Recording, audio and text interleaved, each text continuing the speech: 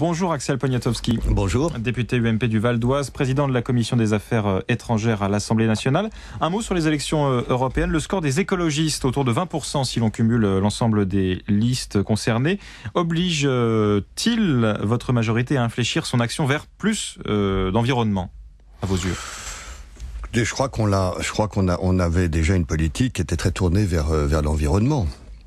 La présidence française avait permis la signature du paquet climat-énergie avec l'ensemble des partenaires de l'Union européenne. Nous avions lancé le Grenelle de l'environnement. Autrement dit, c'est une approche que nous avions et que le président de la République avait dans sa politique. C'est pas une nouveauté. Symboliquement, par exemple, est-ce qu'il faudrait un vice-premier ministre en charge de l'écologie, comme le propose Chantal Jouanneau, qui est aujourd'hui secrétaire d'État à l'écologie d'ailleurs? Je sais pas s'il faut un vice-premier ministre, c'est pas prévu dans notre Constitution, mais qu'il y ait un ministère qui soit encore plus grand, tourné sur l'environnement, les transports, l'énergie. Pourquoi pas? Encore que le ministère de Jean-Louis Borloo aujourd'hui est constitué de la sorte. Mais c'est vrai qu'il y a un signal fort qui a été envoyé, et en même temps, il faut aussi faire une analyse politique du résultat, parce que c'est un positionnement du vote de centre-gauche, de gauche centre-gauche, qui s'est largement tourné vers l'écologie plus que vers le Parti socialiste. Et là, il y a effectivement une indication politique, un signal politique fort à relever. Autre question suite à ces européennes, Axel Poniatowski, le fait que Brice Hortefeux, ministre du Travail, élu malgré lui dimanche, n'aille pas siéger à Strasbourg, est-ce que ce n'est pas une attitude un peu finalement désinvolte vis-à-vis de ces institutions européennes qui ont bien du mal déjà à se faire respecter? Non, je crois vraiment que c'est pas comme ça qu'il faut l'interpréter. L'attitude de l'UMP vis-à-vis des institutions européennes n'est sûrement pas désinvolte. Non, tout simplement, il était pas prévu qu'il soit élu. Il était troisième sur la liste, c'est quand même une bonne place. Il était troisième sur la liste, il est élu, tant mieux, la région centre aura 3 élus UMP, ça ne sera probablement pas lui, on sait bien pourquoi il était sur la liste, c'était pour apporter plus de poids à cette liste, s'assurer que nous pourrions avoir un deuxième élu avant tout, et c'était ça la raison. Maintenant, ça sera au président de la République et à lui-même de décider ce qu'il en sera. Je pense réellement que Brice Hortefeux aujourd'hui est beaucoup plus utile au gouvernement qu'il ne le serait à Strasbourg.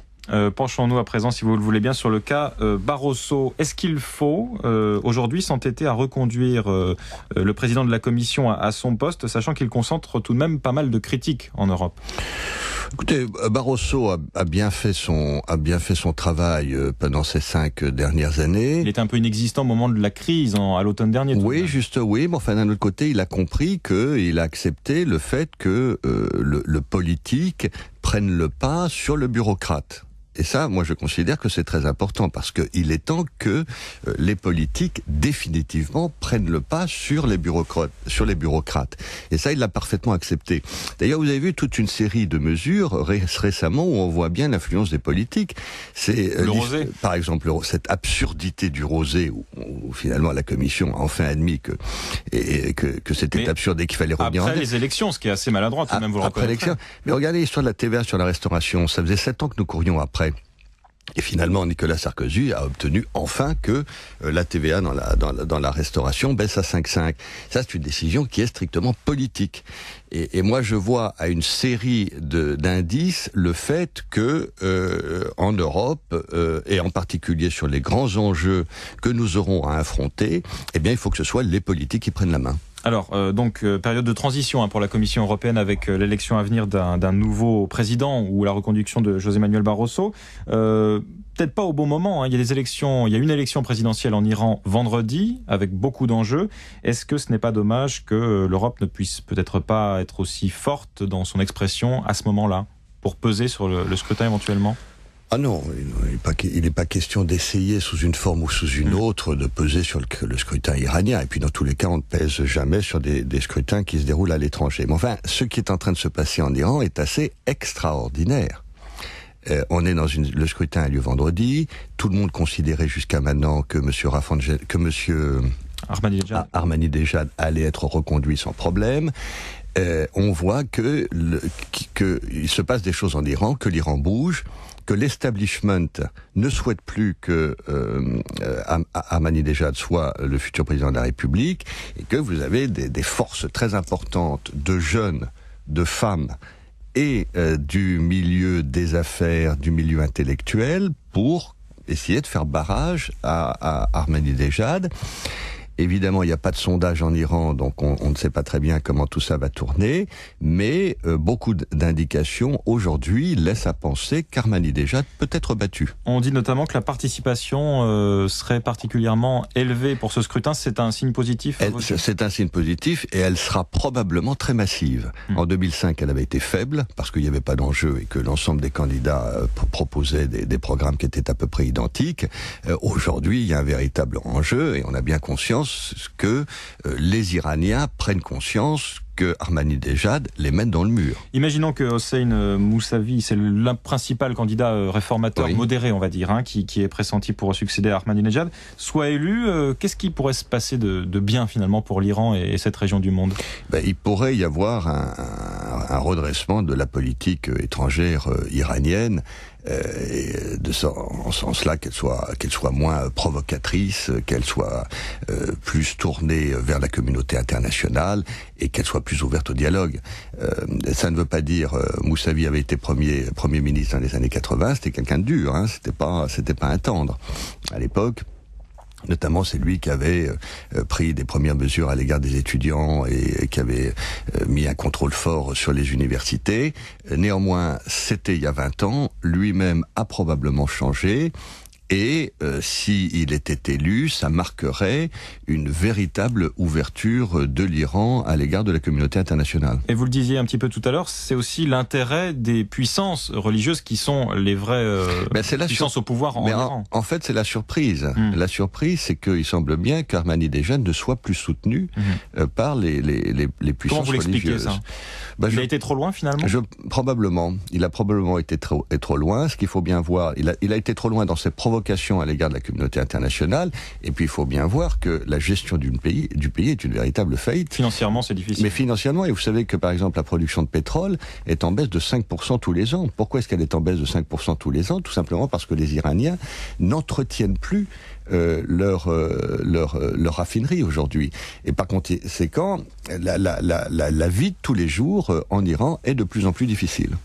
Axel Poniatowski, on a eu hier la confirmation de la mort d'Omar Bongo, président pendant plus de 40 ans au Gabon. Je cite ce matin la réaction de Noël Mamère, le Vert. On ne va pas pleurer sur une crapule. C'est justifié de parler comme ça d'Omar Bongo? C'est bien évidemment excessif. Les propos de Noël Mamère sont souvent totalement excessifs. Omar Bongo est mort, paix à son âme. Si vous voulez, la gouvernance en Afrique est différente de la gouvernance dans les pays occidentaux. Il faut bien une fois pour toutes le comprendre. Et que, à la fois, les valeurs, les références, le mode de vie n'est pas le même que celui dans les pays occidentaux. Donc il faut qu'on en tienne compte. Vous ne pouvez pas analyser et évaluer une gouvernance qui a été celle de Bongo à l'aune de ce qui se fait dans notre pays. C'est pas pareil, c'est différent. C'est un pays qui avait des ressources, il n'a pas fait grand-chose pour son propre pays. C'est un pays qui avait beaucoup de ressources, c'est un pays qui est assez riche, c'est un pays, on peut discuter de la façon dont la richesse a été répartie.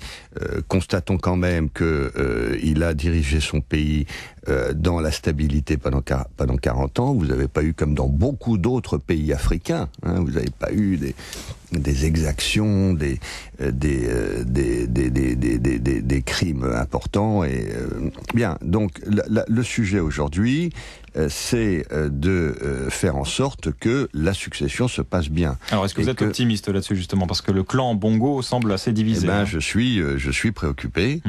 Je suis préoccupé. J'espère que le pouvoir en place arrivera à se mettre d'accord pour qu'il y ait une succession qui fasse consensus dans le respect de ce que sont les institutions gabonaises.